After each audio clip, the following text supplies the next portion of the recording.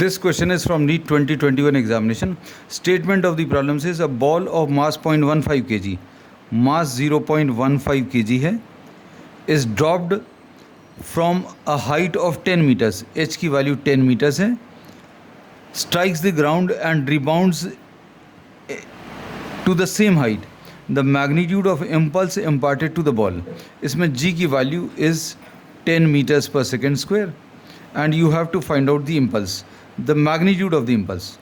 अब इसमें हम लोगों को ये मालूम है कि ये ऑब्जेक्ट जो है 10 मीटर्स एल्टीट्यूड से गिराया तो नीचे तक आते आते इसके पास कितनी वेलोसिटी आ जाएगी ये निकाल सकते हैं. V square is equal to U square plus 2as. Initial velocity 0 है plus 2 into acceleration is 10 into S is also 10. So v will be equal to square root of 200 जिसको 10 रूट 2 लिख सकते हैं.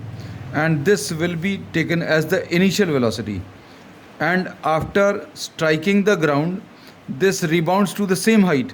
मतलब इसका ये है कि जितनी स्पीड से ये स्ट्राइक किया था है उतनी ही स्पीड से ऑपोजिट डायरेक्शन में रिबाउंड करेगा.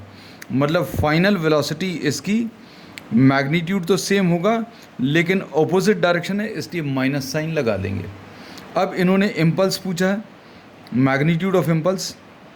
Magnitude of impulse will be what, F into delta T, और एफ इंटू डेल्टा टी मतलब मैग्नीट्यूड ऑफ डेल्टा पी, और मैग्नीट्यूड ऑफ डेल्टा पी मतलब डेल्टा एम वी ऐसा लिख सकते हैं मैग्नीट्यूड.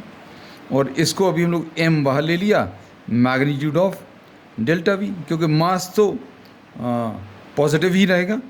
अब इसमें मास ऐसा लिखा हुआ है, डेल्टा वी मतलब V F minus V I, इसका मैग्नीट्यूड. अब ये 0.15 है, final velocity minus 10 root 2, initial velocity भी 10 रूट 2, और ये सॉल्व करने पर 0.15 इंटू माइनस 20 रूट 2 आएगा, और ये इससे मल्टीप्लाई करने पर 3 आ जाएगा. ये इसका मैग्नीट्यूड लेना है. So this will be 0.15 into 20 root 2. Magnitude में पॉजिटिव साइन आ जाएगा and this will be 3 into root 2 और 3 into 1.4 which will be 4.2. So first option is the correct answer.